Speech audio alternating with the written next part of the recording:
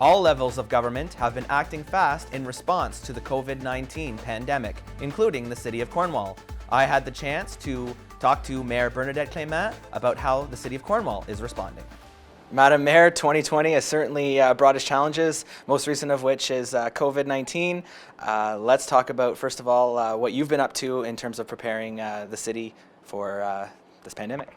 Well, I really appreciate the contact that I have with Dr. Paul. He and I can text each other. When he calls or I call, we can speak to each other immediately. So that makes me feel good because then I'm able to pass that information on to city administration and to the people of Cornwall as well. I think Dr. Paul is doing a great job in terms of getting information out, updating the website, making sure that the people of our area have the latest information. So Dr. Paul Remiliotis is a big help. Yeah. And of course, the latest information is of the utmost importance in a situation that changes by the hour. We know that the city is already taking steps in terms of closing some facilities, so why don't you just update our viewers on where we stand as of this recording? So, because this is such a rapidly evolving file, what I want to do instead is direct people to the right trusted sources of information. So, every website that ends with /coronavirus is important. So there's canada.ca /coronavirus, there's ontario.ca /coronavirus, and there's also, very importantly for the people of Cornwall, cornwall.ca /coronavirus. Because if you go to the Cornwall website, in that particular section, you'll be able to get information concerning transit, concerning Glenstoredon Lodge and whether you can visit there, what the restrictions are with all city buildings, because that could be changing as rapidly as every hour. I just listened to the Prime Minister's message, and he said a couple of things. If you're abroad, Canadians are abroad, they should come home. Number 2, stay home if you can. Number 3, buy only what you need. So I think that those are important messages for our local communities to start thinking about around social distancing, around staying home. That does mean we're going to have conversations about what happens for local businesses. I think those are conversations that we're going to be having in the next few days. We're also worried about people who are at home, seniors who are at home. So I think we're going to be looking at what community agencies can do, what volunteers can do. This is going to be a community effort to get through this. We're going to be socially distant, but we're going to be caring for each other in ways that are healthy and safe. All right, and of course you've been quite busy with city administration. Again, this is always changing, but talk to me about what is being put in place or what the city is doing to prepare. So the city is meeting regularly. We had an all-manager meeting this morning, this afternoon. That's going to happen on a daily basis. Of particular interest for me is council and keeping council in the loop.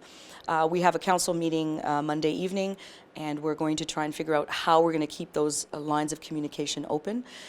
Decisions have to be made quickly. We have to figure out how to be able to do that, keep council in the loop and still safe, right? So tonight we're going to have a council meeting. We're going to try and do that.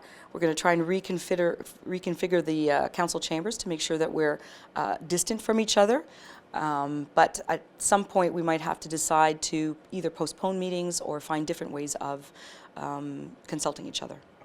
And that's just an example of leadership from the top down in terms of the social distancing, and I don't think we can emphasize enough that people need to take this seriously. So what is your message to people in terms of isolation or social distancing and taking the proper precautions?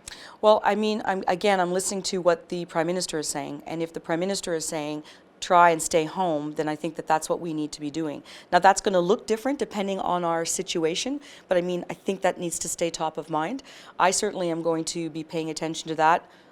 My schedule has been cleared of community events, of meetings. I'm going to try and do a lot more work from home, also work on the telephone. So I'm hoping that employers are having these meetings and deciding what's going to work best for their employees, their workforce. But certainly when the Prime Minister is saying we should think about staying home, we should think about buying only what we need, not panic buying, then that's what we need to be doing. And I just want to elaborate a little bit more on that because we've seen it, maybe not as much in Cornwall, but although we have seen it here, but we've seen it on the news around the world of people panic buying. So what's your message to the people that might be thinking, should I make it to the store and stock up? It's human nature, to sort of worry. But what I'm going to be doing now is I'm going to be talking to local stores. I've started that process to find out about supply because we're hearing that there is going to be no issue with supply, but I'd like to hear that directly from the local stores so that I can then bring that message to the people or help local stores bring that message to people to sort of say it's okay, there's enough for everybody. I think we need to really think about each other here. Social distancing, we're going to have to talk about that, what that means, give examples of it. Flattening the curve, I think we have to start talking about what that means. It means slowing the spread of this virus. And so that means staying home. But it also means try not to panic because that'll worry people and worry our neighbors. And that's not what we want to do. We want to stay calm. And you've already alluded to the sources of information, but talk about the importance of information. Knowledge really is power. Yes, exactly. So educating ourselves really does give us more control over how we keep ourselves safe, our families safe, and each other safe. And I really can't state enough how important it is to go to trusted sources of information. People are showing me all kinds of things, and I'm like, no, you need to go to the federal government website, the provincial government website, and for area residents, cornwall.ca has all the information. cornwall.ca/coronavirus.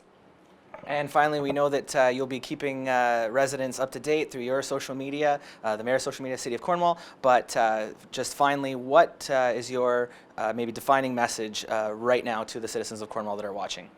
We're going to get through this. You have a very competent city government. You have a competent city council, city managers, and we are on top of this situation. So I feel very confident that we're going to get through this.